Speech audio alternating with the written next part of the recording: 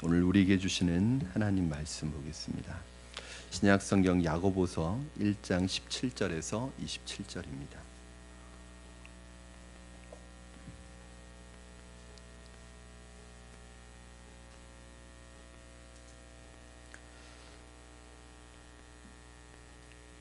신약 성경 야고보서 1장 17절에서 27절까지 말씀을 저와 여러분 한 절씩 교독하시고 27절 말씀 합독하겠습니다.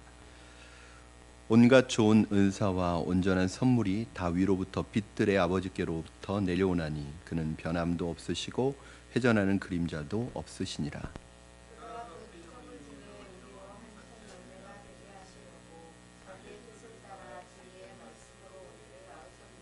내 사랑하는 형제들아, 너희가 알지니 사람마다 듣기는 속히하고 말하기는 더디하며 성내기도 더디하라.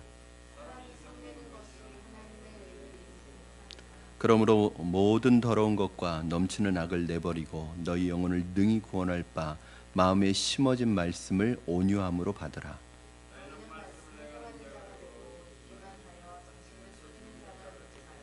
누구든지 말씀을 듣고 행하지 아니하면 그는 거울로 자기의 생긴 얼굴을 보는 사람과 같아서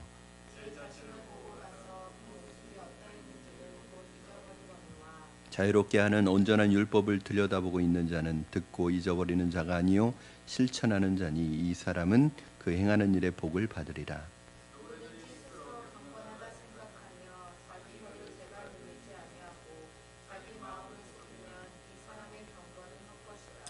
하나님 아버지 앞에서 정결하고 더러움이 없는 경건은 곧 고아와 과부를 그 환난 중에 돌보고 또 자기를 지켜 세속에 물들지 아니하는 그것이니라. 아멘.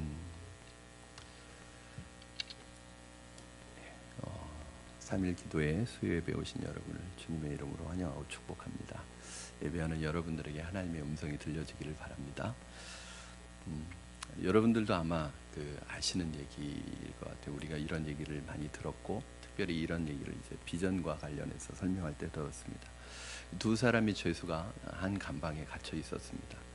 그런데 그들이 갇혀 있던 감방에는 그들의 눈높이 정도에 되는 창문이 하나 있었을 뿐 그 아무것도 없는 그런 감방에 갇혀 있었습니다. 그런데 한 사람은 그 감방에서 늘 뭘 보면서 살았냐면 그 감방의 창문에 있는 그 쇠창살을 보면서 자신의 삶이 너무나 한탄스럽고 자신을 가두어두는 그 쇠창살에 늘 절망감을 느끼고 그 절망감을 느끼다가 나중에는 그 사람의 삶의 의미까지 빼앗겨 버려서 나중에는 그 감옥 속에서 감방 속에서 자신의 인생의 종지부를 찍은 아주 비참한 사람의 이야기입니다. 또 한 사람은 같은 감방에 있었지만 이 사람은 그 똑같은 창문을 보면서 그 창에 있는 쇠창살을 본 것이 아니라 그 쇠창살 너머로 보이는 푸른 하늘을 보면서 소망을 키웠습니다. 그 쇠창살 너머로 낮에는 푸른 하늘이 보이고 밤에는 하늘의 별들이 보였습니다. 그러면서 이 사람은 소망을 가지고 그 감옥 속에서 내가 언젠가 저 세상 밖으로 나가리라는 소망을 가지고 살았고 나중에 진짜로 세상 밖으로 나가게 됐습니다. 여러분 두 사람의 차이가 어떤 차이가 있습니까? 한 사람은 내가 죄수라는 그런 어떤 엄연한 현실을 끼워주는 그 쇠창살을 보면서 절망감에 늘 빠졌고 똑같은 장소에 있었지만 한 사람은 그 쇠창살 넘어 있는 세계를 늘 바라보면서 내가 그 세계에 바깥으로 나갈 것을 소망하면서 살았어요. 이게 사실은 비전을 설명할 때 가장 우리가 흔하게 듣는 예화입니다. 비전은 뭐냐면 내 현실을 올가매고 내 현실을 가로막고 있는 그 현실을 보는 건 비전이 아닙니다. 그 비전의 눈은 뭐냐면 그 현실 너머에 있는 하나님의 꿈을 보는 것. 그러니까 현실 내게 나를 가로막고 있는 이 현실이 아니라 그 현실 너머에 있는 하나님께서 나를 향해서 계획해 주신 소망과 희망을 보는 게 이제 비전입니다. 같은 창문을 바라보고 있었지만 한 사람은 자기의 자유를 빼앗아버린 창살을 보고 있었고 또 한 사람은 창살 너머의 푸른 소망과 하늘의 별들을 바라보고 있었습니다. 이것이 비전의 차이입니다. 비전의 차이는 그 사람의 미래의 차이를 만들어냅니다. 여러분들은 어떻습니까? 현실을 바라보는 눈밖에 없다면 우리는 비전의 사람이 아니죠. 현실 너머에 있는 하나님께서 우리를 향해 보여주시는 소망과 희망이 보여지고 있나요? 우리가 비전 이야기를 할 때 또 빼놓지 않는 것이 있습니다. 여러분, 엘리사를 잡으러 군대들이 왔습니다. 그렇죠? 아람 군대들이 왔어요. 뭐 이거는 한 사람을 잡으려고 아예 성을 에워싸고 포위를 했습니다. 엘리사의 종이 와서 하는 말이 뭐예요? 우리는 이제 소망이 없다는 거죠. 근데 엘리사의 마음엔 전혀 두려워하는 마음이 없어요. 전혀 무서워하는 마음이 없어요. 두려워 떨고 있는 그 종의 눈을 엘리사가 열어주어서 보게 했는데, 그 자기를 둘러싸고 있는 이 적군의 군대보다 더 많은 하늘의 천군 천사가 그 군대를 포위하고 있는 게 보이는, 여러분, 이게 비전이에요. 이 종의 눈에 보이는 자기를 둘러싸고 있는 이 적군의 그 포위망이 보이는 것은 이건 비전이 아니고, 그 넘어 있는 하나님께서 자신을 살리시고 계시는 이것을 보는 게 비전입니다. 여러분은 비전이 보이십니까? 현실이 보이십니까? 우리가 바쁘게 살고 분주하게 살다 보면 비전이라는 단어는 굉장히 사치스러운 단어인 것 같고, 지금 현실 자체가 너무 힘드니까 비전이라는 단어 자체를 잃어버리고 살 때가 많은 것 같아요. 그러나 오늘 보니까 이 비전이라는 것이 놀라운 게 있습니다. 이게 우리가 만들어내는 게 아니라 하나님의 선물이라는 거예요. 저는 여러분이 오늘 이 선물을 꼭 받기를 주님의 이름으로 축원합니다. 어쩌면 이미 받으신 그 선물을, 이 비전이 잉태되어서 정말 여러분의 현실이 되기를 주님의 이름으로 축원합니다. 오늘 17절 말씀 한번 여러분 보시겠습니다. 17절 같이 읽겠습니다. 시작. 온갖 좋은 은사와 온전한 선물이 다 위로부터 빛들의 아버지께로부터 내려오나니 그는 변함도 없으시고 회전하는 그림자도 없으시니라. 아멘. 누군가에게 무슨 선물을 받고 싶냐라고 말하면 당연히 뭐 사랑하는 사람에게 선물을 받고 싶죠. 그러나 정말 받고 싶은 선물이 뭐냐? 바로 하나님으로부터 오는 선물입니다. 하나님으로부터, 하늘로부터 오는 선물은 모든 좋은 것들은 다 빛들의 아버지께로부터 온다고 했습니다. 사실은 하나님은 우리를 선물을 주시는 하나님, 이미 여러분에게 선물을 주셨어요. 그 선물 안에는 구원이라는 놀라운 선물이 이미 주어졌고, 구원받은 사람에게 하나님이 어떤 선물을 또 주셨는지 아세요? 그러니까 하나님은요, 한 번의 선물로 그친 게 아니라 이미 구원이라는 엄청난 선물을 받은 여러분에게 이 비전이라는 선물을 또 주셨어요. 모든 좋은 것들을 주시는 하나님 아버지세요. 문제는 이 선물을 받은 우리가, 이 선물이 우리에게 주어졌으나 이것이 꿈으로 끝날 수도 있고 정말로 현실로 열매 맺을 수도 있는데, 오늘 이 말씀들은 바로 이 꿈이 비전으로 열매 맺는 과정에서 우리에게 필요한 것이 무엇인지, 어떤 사람은 선물을, 비전이라는 선물을 받았지만 그것이 현실의 열매를 맺는 사람이 있고, 비전하고는 상관없이 살아가는 사람이 있는데, 오늘 본문에서는 그 비전이라는 선물을 받은 사람들이 열매 맺는 데 있어서 정말 필요한 것을 얘기하고 있습니다. 한 세 가지 정도 여러분과 나눌 거예요. 첫 번째는 오늘 말씀해 보니까 하나님의 의를 이루기 위해서, 이 말을 굉장히 중요하게 생각해요.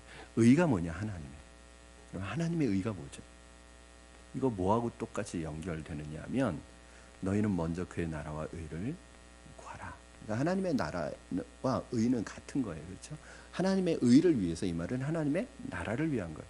그러니까 하나님의 나라와 의를 위해서 우리에게 주어진 것이 무엇이냐면 바로 비전이에요. 자, 다른 말로 바꾸면 비전을 이루기 위해서 여러분들이 하셔야 될 게 있어요. 뭐냐? 성내지 마셔야 돼요. 성내지 말아라. 다른 말로 하면 노하지 말아라. 분노하지 말아라. 우리 19절에서 20절 말씀 같이 읽겠습니다. 19절에서 20절 시작. 내 사랑하는 형제들아, 너희가 알지니 사람마다 듣기는 속히하고 말하기는 더디하며 성내기도 더디하라. 사람이 성내는 것이 하나님의 의를 이루지 못한다. 여러분, 야고보서는, 여러분 어떤 말씀, 야고보서 하면 뭐가 제일 먼저 생각이 나세요? 야고보서 하면, 그렇죠, 행함으로 우리 행함으로 나타나는 믿음, 그렇죠? 그런데 이 행함으로 나타나는 믿음에 있어서 야고보서가 강조하는 구체적인 믿음의 행동이 뭐냐면 인내예요, 인내. 그래서 1장부터 계속 뭘 얘기하고 있냐면 너희가 믿음의 시련을 참고 인내하라는 말씀을 계속 하세요. 그러니까 인내함으로 시작된다고 말씀해요. 행함이 있는 믿음의 시작은 인내로 시작된다고 말씀하고 있어요. 믿음의 시련이 인내를 만들어내는 줄 알고 끝까지 참는 자에게 하나님께서 약속하신 영원한 상급이 임할 것이라고 약속하시고, 반면에 그렇지 못한 자들에게는 하나님께서 파멸을 피할 수 없게 하신다. 생명 시험을 받는 자의 태도에 따라서 생명의 멸관을 얻기도 하고 사망에 이르는 불행을 가져올 수 있는 것이 바로 이 인내예요. 신앙은 인내죠. 우리는 삶 속에서 인내하지 못하기 때문에 아쉬운 결과로 남아있는 일들이 많이 있습니다. 내가 그때 조금 더 공부를 했으면, 내가 그때 직장을 박차고 나오지 않았다면, 그때 그 친구와 내가 헤어지지 않았다면, 그 친구와 그 귀한 친구와 내가 그렇게 분노 때문에 헤어지지 않았다면, 지나놓고 보면 아쉬운 결과가 나타나요. 근데 그 모든 것들 중심에 가보면 다 우리의 말과 행동으로 나온 우리의 분냄으로 인해서 일어났던 일들입니다. 특히 오늘 본문에 보면 성내는 것은 하나님의 의를 이루지 못한다, 20절에서 말씀하고 있습니다. 오늘 여러분 그 하루 종일 실검 1위에 올라 있었던 게 뭔지 아세요? 지금은 좀 떨어졌는데 안 보시면 또 모르시죠. 그 이명희가 누구냐면 조양호 한진그룹 회장의 부인이에요. 그런데 이 부인이 그 자신의 수행 기사에게 했던 이 욕설과 폭행이 담겨 있는 한 20분 정도의 동영상이 공개가 됐는데, 이 20분 정도의 길이의 동영상 속에서 욕설이 50차례가 나옵니다. 그러니까 거의 욕으로 말하는 거예요. 그냥 개 XX 이게 계속 삑삑 소리가 나면서, 그러니까 20분 정도 얘기를 하는데 욕을 50번을 해요. 욕만 하는 게 아니라 폭행을 하고, 정말 저는 깜짝 놀랐습니다. 그래도 어떤 그룹의 회장이고 그 부인이라면 좀 어느 정도의 지성과 그런 인격은 갖춰야 되지 않겠어요? 그런데 정말 이 사람은 돈만 있고 아무것도 없는 사람이구나 하는 생각이 드는 거예요. 아니, 어떻게 사람이 그럴 수가 있죠? 그냥 사람을 그냥 짐승하고 다를 바가 없이, 아무리 짐승도 그렇게는 취급하지 않을 거예요. 그리고 자기보다 높은 사람들 앞에서는 굉장히 조심스럽고 굉장히 아주 고급스러운 모습으로 얘기를 하고, 자기보다 조금만 낫다고 생각하면 거의 그냥 개예요. 개 XX 이렇게 그냥 대화가 다 욕이에요. 저는 그거 보고 깜짝 놀랐어요. 그러면서 한편으로는 이런 좀 불안한 생각이 들었습니다. 혹시 저분들이 나중에 교회 권사님이다 이렇게 나오는 거 아닌가 또 그런 일을 너무 많이 봤으니까. 지난번에 우리 그 갑질 논란으로 그 파면됐던 그 육군 대장 있잖아요. 그분이 교회 장로님이시잖아요. 그리고 부인이 권사님이시잖아요. 혹시 이분들이 나중에 또 교회 장로님, 권사님 그런 말 나올까봐 너무너무 두려운 마음이 드는 거예요. 그럼 특히 믿는 자들에게 있어서 이 분내, 제가 볼 때는 거의 그 인격 파탄자인 것 같아요. 정말 이 분노 조절이 안 되는, 자기가 자기를 조절할 수 없는 환자 같은 느낌이 들었어요. 특히 믿는 사람들, 그리스도인들에게 있어서 이 성을 내고 분내는 것은 뭘 이루질 못해요? 하나님의 의를 이루지 못합니다. 하나님의 영광에 금이 가게 만들고 하나님 나라를 깨트리는 죄라는 것을 우리가 기억해야 돼요. 근데 크리스천들 중에서도 이 분을 견디지 못하고 성내는 걸 견디지 못하고 자신의 이 분노를 조절하지 못하는 분들이 있어요. 이거 기도해야 됩니다. 왜냐하면 제가 그랬거든요. 제가 저에게 있어서 20대부터 가장 큰 기도 제목이, 예수님 만나고 가장 큰 기도 제목이 뭐냐면, 하나님 제 마음속에 있는 혈기 좀 다스려 달라고 그렇게 기도했거든요. 여러분, 만약에 저는 이 말은 전혀 우리 믿는 사람들은 화를 내지 말고 그냥 꾹꾹 감정을 눌러놓고 살아라 이 말이 아닙니다. 화를 내야 되죠. 근데 우리 마음속에 있는 화를 건강하게 이 감정을 해결해야 돼요. 그런데 이것을 그냥 아무데나 그냥 쏟아놓으면 안 되는 거예요. 건강하게 해결하는, 감정을 처리하는 방법과 건강하지 못하게 처리하는 방법이 있는데, 건강하게 처리해야 되고 우리 안에 있는 이 참는 것도 우리의 방법이 아니에요. 그래서 이것은 자연적인 게 아니라 초자연적인 거예요.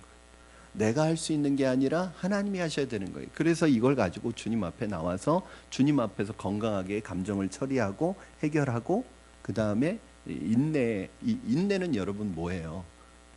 성품이잖아요. 성품. 이 인내의 9가지 성령의 열매 중에 하나, 이 성품이 우리 안에 길러져야 되거든요. 혹시 아직도 욱하는 이 감정을 처리하지 못하는 분들이 계시다면 이걸 놓고 정말 하나님 앞에 기도해야 돼요. 왜? 나만 걸려 있으면 괜찮아요. 그런데 오늘 본문에 보니까 성을 내는 자는 뭘 이루지 못해요? 하나님의 의를 이루지 못한대. 이거 하나님의 의, 아까 제가 뭐하고 연결시켰죠? 그분에게 주어진 비전을 이루어가지 못해요. 여러분, 하나님의 비전을 이룬 사람들을 보세요. 성품 속에 인내의 성품이 얼마나 가득 차 있는지.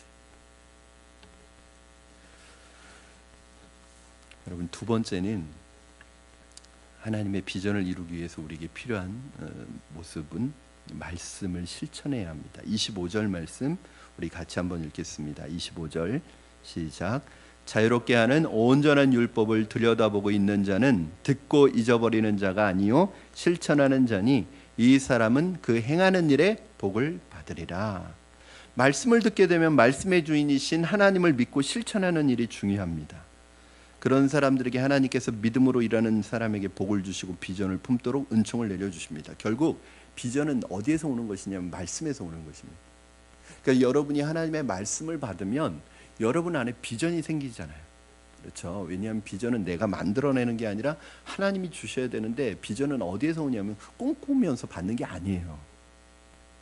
비전은 말씀을 듣다가 받는 게 비전이에요. 그럼 말씀을 듣다가 비전을 받아요. 문제는 이 비전을 받기는 하는데 그 말씀대로 살아가지 않으면 비전은 이루어지지 않는 거예요. 많은 분들이 비전이 다 있다고 얘기해요. 나도 비전이 있다. 나도 이런 비전을 가지고 있다. 비전을 가지고 있다는 건 자기도 다 알아요. 그러나 당장 내 안에서 비전이 희미해졌을 뿐이지 다 비전이 있어요. 그래서 우리가 가슴이 뜨거워지는 찬양이 뭐예요? 비전이라는 찬양을 부르면 뜨거워지고, 또 이 산지를 내게 주소서 그러면 막 뜨거워지고, 찬양만 부를 때만 뜨거워질 수밖에 없어요. 왜냐하면 비전은 받았지만 실제로 말씀을 실천하는 삶을 살지 않으면 그 비전은 비전으로 끝나는 거예요. 꿈으로 끝나는 거예요. 현실이 되지 않는 거죠. 예수님께서 친히 말씀해 주신 비유 중에, 우리 요번에 계속 누가복음을 묵상하고 있기 때문에 이 불의한 청지기의 비유를 알고 계실 것입니다. 이 사람이 어느 날 주인이 맡겨주신 그 재물을, 재산을 자기 마음대로 잘못 사용해요. 정말 불의하게 사용합니다. 자기가 개인적인 사적으로 허비하여 낭비해요. 이 소식을 주인이 듣고 어떻게 하냐면 얘기를 한 다음에 해고를 명령합니다. 단지 시간을 줬을 뿐이에요. 그런데 이 사람이 어떻게 하죠? 자기가 앞으로 해고를 당하면, 실직을 당하면 어떻게 살까 걱정을 하는 거예요. 그러면서 한 가지 아이디어를 생각해냅니다. 그리고 어떻게 하죠? 그 주인에게 빚졌던 사람들을 다 불러가지고 얼마 빚졌냐고 물어봐가지고 뭐 한 50%씩 이렇게 계약서를 새로 써줍니다. 어떻게 보면 이 사람은 자기가 실직당했을 때를 대비해서 자기의 꾀를 내어가지고 그 사람들에게 계약서를 다시 써주는, 주인 입장에서 보면 엄청난 손해를 끼치는 그런 아주 꾀를 내서 그 사람들에게 계약서를 다시 써준 건데, 오히려 주인은 이 사람을 책망하는 게 아니라 오히려 그 사람이 지혜롭다고 칭찬을 해요. 여러분, 왜 그랬을까요? 청지기는 종말이 다가오자, 자기의 종말, 자신의 마지막 때가 다가오자 최선을 다해서 자신이 해야 할 일을 가장 지혜롭게 잘 처리했습니다. 여기에는 청지기가 불의하게 주인의 재산을 빼돌렸던 것 자체를 옹호하는 것이 아니라 이 청지기가 일단 첫 번째 주인의 의도를 잘 알았어요. 주인은 어떤 분이라는 걸 알았어요. 자비하신 분이라는 걸 알고 주인이 가장 기뻐할 방법으로 그 문제를 해결한 거예요. 그렇죠? 두 번째는 뭐죠? 그 물질을 가지고 사람을 살리는 데 사용을 했어요. 그리고 세 번째는 뭐죠? 결국은 이 청지기가 우리에게 주는 불의한 청지기인데, 이 불의한 청지기임에도 불구하고 이 사람이 주는 지혜는 뭐죠? 이 사람은 그 물질이 인생의 목표가 아니라, 목적이 아니라 수단이라는 것을 잘 알고 있었어요. 그걸 잘 사용한 거예요. 그러니까 주인의 마음의 의도에 맞게 물질을 잘 사용한 거예요. 이 사람이 불의한 청지기가 됐던 이유는 뭐냐면 맡겨졌던 물질을 자기 마음대로 잘못 사용했기 때문에. 그런데 이 사람이 지혜를 칭찬한 이유는 그 맡겨진 재물을 잘 사용했기 때문에. 그러니까 이 불의한 청지기의 지혜는 두 가지를 다 가지고 있는 거예요. 물질을 잘못 사용한 것과 물질을 잘 사용한 것과. 그럼 물질은 뭐냐면 결국은 사람을 살리는 데 쓰는 거예요. 이것이 내 인생의 목적이 아니라 사람을 살리는데, 비전을 이루는데 쓰도록 하나님께서 주신 것이라는 것을 잘 알고 실행한 거예요. 여러분, 한 가지, 돈은 우리 인생의 목적이나 우리 인생의 본질이 아닙니다. 돈은 뭐죠? 하나님께서 우리의 비전을 이루도록 주신 도구예요. 그런데 비전을 이루도록 주신 도구인데 그 비전은 항상 뭐하고 맞춰져 있어요? 사람을 살리는 데 맞춰져 있어요. 즉 비전이 뭐냐면 다른 사람의 필요가 내게 느껴지는 것. 여기서부터 비전은 출발합니다. 어떤 사람들은 마치 돈이 인생의 목적이고 비전이라고 생각하는 사람이 있습니다. 어리석은 사람입니다. 돈은 우리의 비전이 될 수 없습니다. 돈이 우리 인생의 본질이 될 수 없습니다. 그러므로 우리의 비전은 돈으로 이루어지는 것이 아닙니다. 돈이 없어도 하나님이 비전을 이루시고자 하면 하나님은 하시는 분입니다. 여러분, 우리가 그렇게 많이 암송했던 역대상 29장 11절 12절 이 말씀 아시죠? 여호와여, 위대하심과 권능과 영광과 승리와 위엄이 다 주께 속하였사오니 주는 만물의 머리신입니다. 부와 기가 주께로 말미암고 모든 사람을 크게 하심과 강하게 하심이 주의 손에 있나요? 여러분, 사실은 부와 기가 주께로 말미암고 하나님이 우리 비전의 주체이기 때문에 하나님이 주신 비전을 이루어가는 데 있어서 하나님이 우리에게 비전을 주시고 비전의 마음을 주시면 부와 기가 주께로 말미암고 모든 것을 크게 하심과 강하게 하심이 주의 손에 있기 때문에 이것은 하나님이 우리에게 다 주시는 거예요. 저는 우리에게 비전만 있다면 돈이 우리에게 없어도 그 비전을 이루어갈 힘이 우리에게 있다고 생각합니다. 여러분, 돈은 비전의 본질이 아닙니다. 근데 많은 사람들이 돈을 비전의 본질이라고 생각해요. 돈이 없으면 꿈도 없어져요. 여러분, 다시 한번 말씀드립니다. 우리의 돈, 우리의 위치, 우리의 어떤 성공은 다 비전을 이루라고 주시는 하나님의 통로이죠. 사랑하는 여러분, 하나님께서 말씀을 통해서 우리에게 비전을 주시고 하늘의 좋은 선물을 주실 때 그것이 그야말로 선물입니다. 하나님이 주시는 말씀이 지금 내게 당장 좋은 말씀이든 내게 어려운 말씀이든 하나님이 주시는 말씀은 다 선물로 생각하셔야 돼요. 다른 게 선물이 아니라 하나님의 말씀이 선물이에요. 하나님이 말씀을 선물로 주실 때 그 말씀을 내 삶 속에서 이루어가면 우리의 삶과 영혼이 하나로 연결되는 그런 은혜를 경험하게 됩니다. 오늘 여러분, 하나님이 주시는, 날마다 주시는 이 선물을 결코 포기하지 않는 여러분 되시기를 주님의 이름으로 축원합니다. 그 말씀대로 살아가면 어느 순간에 이제 이재철 목사님이 올해 이제 은퇴를 하시는데 그런 얘기를 하셨다고 제가 얘기했잖아요. 이 비전이라는 것은 사실은 우리가 만드는 것이 아니기 때문에 사실은 계획이라는 것이 의미가 없어요. 그렇죠? 이 비전이라는 것은 사실은 언제 이루어지는 거예요, 여러분? 어떻게 하면 이루어지죠?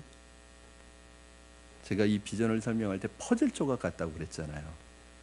그냥 우리 그 퍼즐 조각 하나하나 연결해 가면, 그 그림을 맞춰 연결해 가면 어느덧 전체 그림이 완성이 되는 것처럼 하나님이 우리에게 주신 이 비전이라고 하는 것은 어떻게 이 비전이 완성되어지고 이루어지는 거죠? 그냥 우리에게 주어진 하루하루의 삶 속에서 하나님의 말씀을 따라 믿음으로 한 걸음 한 걸음 걸어가고 하루하루 살아가고 일주일 살아가고 한 달 살아가면 그것이 모여져서 뭘 이루어가는 거예요? 비전을 이루어가는 거예요. 그러니까 우리가 가지고 있는 이 비전은 허황된 꿈이 아니에요. 굉장히 어떻게 보면 우리 현실에 있어서 현실을 살아가지만 하늘의 꿈을 가지고 그 꿈에 그 퍼즐을 놓는 작업이에요. 지금은 보이지 않을 수도 있어요. 지금은 완성된 그림이 보이지 않을 수도 있어요. 그러나 하나님이 주시는 그 퍼즐 한 조각 가지고 성실하게 맞춰가면 어느 날인가 우리가 비전의 큰 그림 속에 와 있는 것을 발견하게 될 줄로 믿습니다. 오늘 나는 비전의 사람이라고 하면서 오늘 주시는 하나님의 말씀대로 살지 않으면 결코 비전은 이루어지지 않습니다. 마지막으로 경건한 삶을 살아야 한다고 말씀하고 있습니다. 우리 27절 말씀 같이 보시겠습니다. 시작. 하나님 아버지 앞에서 정결하고 더러움이 없는 경건은 곧 고아와 과부를 그 환난 중에 돌보고 또 자기를 지켜 세속에 물들지 아니하는 그것이니라. 비전을 따라가는 사람에게 있어서 꼭 필요한 것이 있는데 그게 뭐냐? 경건. 어쩌면 비전과 야망은 혼동될 수 있어요. 그렇죠? 왜냐하면 어떻게 보면 서로 비슷해요. 왜? 꿈을 이루어가는 과정이기 때문에 비전과 야망은 비슷해 보여요. 그런데 근본적으로 이 비전과 야망을 구분하는 구분이 있어요. 이거는 제가 여러 번 말씀드렸기 때문에 여러분도 잘 아실 거예요. 자, 비전은 하나님의 꿈을 이루는 것이 비전이에요. 그런데 야망은 뭐예요? 내 꿈을 이루는 게 비전, 야망이에요. 자, 비전은 다른 사람의 필요를 채워주고 싶은 마음에서 출발하는 게 비전이에요. 그런데 야망은 어디서부터 출발해요? 내 욕심을 채우고 싶은 데서부터 출발해요. 그러니까 필요를 채우는 게 아니라 욕심을 채우는 데서부터, 내 욕심에서부터 시작되면 아무리 좋은 계획이라도 그것은 야망이지 비전이 아닌 거예요. 비전은 이루어지면 이루어질수록 다른 사람과 결국엔 나도 행복하게 만들어요. 그러나 야망은 이루어지면 이루어질수록 다른 사람을 불행하게 만들 뿐만 아니라 결국 나도 불행해져요. 비전은 하나님의 뜻을 이루시는 것이기 때문에 가장 중요한 경건을 품어야 돼요. 그러나 야망은 경건을 버려야 돼요. 여러분, 이게 비전과 야망의 차이입니다. 비전을 이루고자 하는 사람에게 있어서 그 과정과 결과가 모두 이 경건의 바탕 위에 이루어져야 하는 것은 당연한 것입니다. 그런데 오늘 말씀해 보시면 그 경건을 어떻게 정의하고 있어요? 두 가지로 정의하고 있습니다. 경건은 첫 번째 뭐예요? 환난 중에 고아와 과부를 돌보는 것, 돌아보는 것, 이게 경건이래요. 그리고 또 두 번째는 뭐죠? 자기를 지켜 세속으로부터 자기를 지키는 것, 이게 경건이에요. 근데 우리는 경건하면 두 번째 의미는 다 알고 있어요.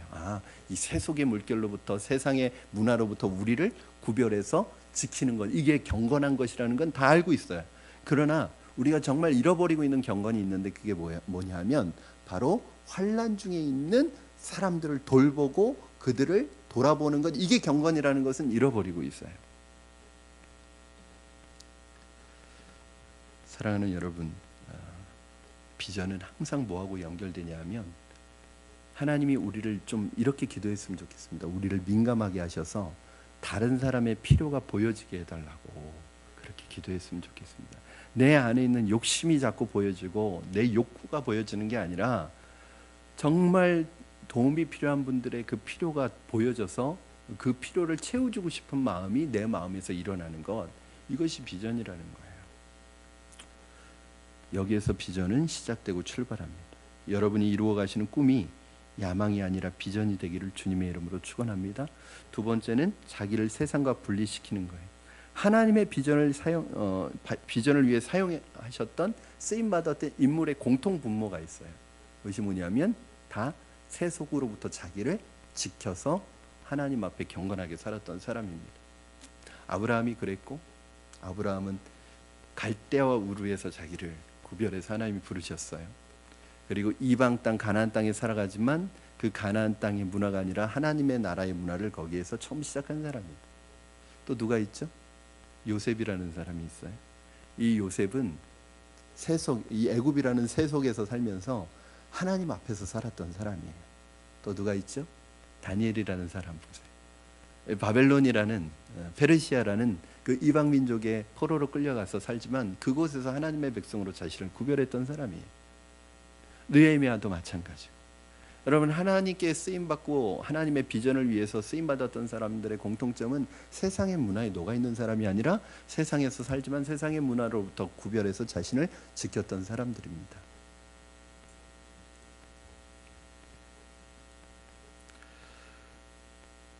저는 여러분 모두가 물질과 욕심을 잉태하려는 자신의 미혹하는 이 미혹으로부터 자신을 지켜내서 하나님 앞에 쓰임받는 비전의 사람들이 되기를 주님의 이름으로 축복합니다.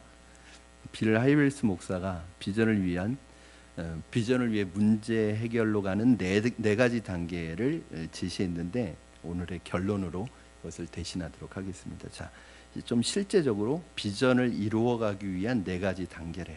첫 번째, 누가복음 18장 27절의 말씀을 반복해서 생각해라. 누가복음 18장 27절이면 오늘 새벽에 봤던 말씀이에요. 어떤 말씀이었죠? 사람으로서는 할 수 없지만 하나님은 하실 수 있다고 말씀하신 말씀. 여러분, 비전은 어떤 거예요? 우리 힘으로 불가능한 거예요. 만약에 여러분의 힘으로 충분히 이루어갈 수 있는 거면 그건 비전이 아닙니다. 그러니까 비전은 뭐냐면 우리의 힘으로 불가능해요. 그래서 이 하나님이 그걸 보여주셨을 때 막 할렐루야가 아니라 부담감이 확 와야 돼요. 그래서 막 거부하고 하나님 나 이거 안 하면 안 돼 할 정도로 왜 부담감이 오냐면 내가 못하니까 부담스러운 거예요. 할 수 있는데 부담스러운 거는 그거는 있을 수가 없어요. 할 수 있는 거 부담스럽지 않아요. 왜 부담스럽냐면 내가 할 수 없는 것이기 때문에 부담스러운 거예요. 그 정도로 하나님의 비전은 우리 힘으로 할 수 없는 것이에요. 그때마다 여러분 이 누가복음 18장 27절을 기억하세요. 사람으로서는 할 수 없지만 하나님으로서는 할 수 있느니라. 이 말씀을 반복해서 외우시기 바랍니다. 그러면 우리에게 이러한 영적인 부담감이 올 때 비전이 너무 크고 힘들어서 우리 힘으로 할 수 없기 때문에 하나님의 힘을 구할 때 할 수 있는 방법이 뭐예요? 두 번째는 조용히 기도하는 거예요. 기도하라. 너희 중에 누구든지 지혜가 부족하거든 모든 사람에게 후히 주시고 꾸짖지 아니하시는 하나님께 지혜를 구하라. 이 말씀이 확신으로 나에게 다가올 때까지 기도하세요. 그래서 너무 어렵고 힘든 일이지만 내가 붙들고 기도하니까 그것이 내게 정말 확신으로 다가와서 그것 때문에 내 마음이 기쁨을 누릴 수 있을 때까지 여러분 기도하셔야 됩니다. 세 번째는 그 문제를 해결할 수 있는 교제권을 형성하기 위해 해결지향적인 사람과, 즉 다른 말로 하면 긍정적이고 적극적인 사람과 만나야 돼. 이 비전의 가장 큰 적은 뭐냐면 부정적인 사람이에요. 그러니까 그런 어려운 문제를 해결해 본 경험이 있는 사람, 비전에 부딪혔을 때 그 비전을 뚫고 나간 경험이 있는 사람과 적극적이고 긍정적인 얘기를 나눠야지 그 비전이 이루어져요. 제가 최근에 한 목사님과 대화를 나눴는데 이 목사님이 한 70년 된 전통이 된 교회, 시골 교회, 지방에 있는 교회인데 그 교회에 그 위임 목사로 가셨대요. 근데 이 목사님이 오기 전에 한 2년 사이에 3분의 목사를 바꾼 그런 교회예요. 이분이 지금 거기에서 10년째 목회를 하고 계시는데 최근 2년 전부터 조금 평안이 왔고 한 그 2년 전 한 3, 4년 동안은 그야말로 어디까지 가냐면 검찰 조사까지 조사 받으러까지 갔었대. 당회를 하고 그 연말에 있는 그 당회나 공동회의를 할 때마다 뭐 그 아주 못된 장로님들이 있나 봐요. 강당까지 올라와서 목사님 멱살을 잡고 막 몸싸움을 해서 단추가 다 뜯어지고 목사님을 그 함정에 해가지고 이렇게 해서 자기를 때렸다고. 그래서 그런 게 의심스러워서 다 이제 부목사님들도 이렇게 하고 사모님들 다 이렇게 증인을 데려갔었는데 막 자기가 갑자기 맞는 척을 하면서 막 고소를 하고 뭐 이게 저는 그런 거 보면서 이분들이 정말 예수가 이 안에 있는 사람인가? 이 목사님 굉장히 유하시고 부드러운 분이세요. 얼굴이 그냥 어린아이 같은 소년 같은 분이세요. 아니 그 한 4년의 그 긴 그 어려움을 뚫고 나오신 분 같지가 않은 거예요. 너무 얼굴이 애띄어서. 저보다 3살 많으신 분인데 본인이 그랬다는 거예요. 만약에 내가 잘못한 거면 이런 싸움 의미가 없, 그냥 본인이 나갔을 거라는 거예요. 그런데 이거는 몇 사람의 장로가 교회를 좌지우지하는데 만약에 자기가 나가면 누군가 또 와도 또 이렇게 되고 결국 피해보는 건 누구냐? 교인들이 피해보는 거예요. 대부분의 교인들은 목사님을 지지하고 목사님과 함께 있는 걸 좋아하는데 이 자신이 이 교회의 주인이라고 생각하는 몇 사람의 한 3사람의 장로 때문에 이 일이 매번 반복되고 있는 거예요. 그래서 목사님이 결단을 했대요. 내가 포기하지 않으리라. 그리고 결국 싸워서 모든 것을 다 끝내고 결국 끝까지 성내지 않냐고. 여러분 거기서 만약에 아무리 내가 힘들고 어려웠어도 만약에 화냈다, 이건 끝나는 거예요. 그건 끝나는 거예요. 그냥 아무리 성도님들이 편을 들어주고 뭐 하더라도 목사가 똑같이 만약에 화내고 성내고 분노했다 그러면 이거는 더 이상 명분이 없어지는 거예요. 근데 끝까지 참고 인내하고 정말 정당한 방법으로 해서 결국은 그 모든 싸움에서 이겼다고 하더라고요. 그 일을 겪고 나니까 이제 주변에 그런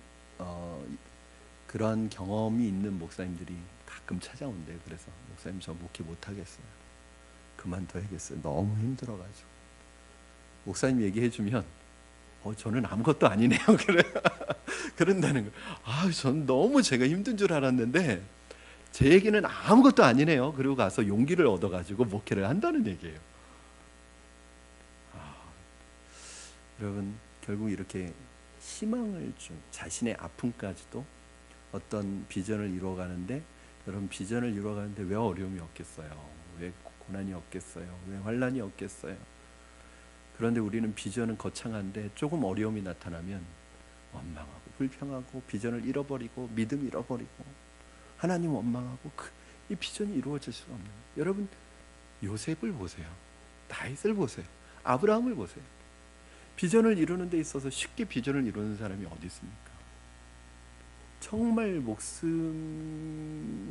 거는 지경에까지 가는 경우도 얼마나 많아요. 이분이요 목숨 걸고 하시더라고요. 그래서 그것 때문에 자기는 전혀 정치적인 사람도 아니고 자기는 전혀 정치에 관심도 없는 사람인데 이 일을 하는 동안 법을 공부했대요. 많이 단단해졌다고 스스로도 그렇게 얘기하면서 지금 교회가 굉장히 평안한 그런 교회가 됐어요.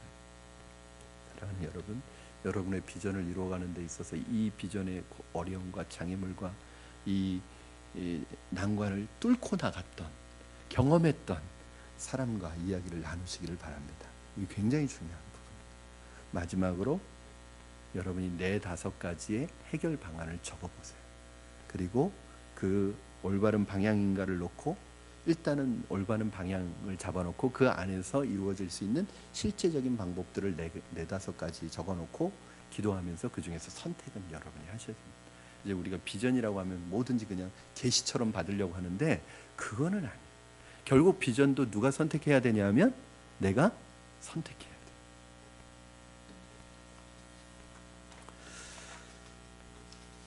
말씀을 정리합니다. 사랑하는 여러분, 비전은 인내와 말씀의 실천을 통해 현실이 됩니다.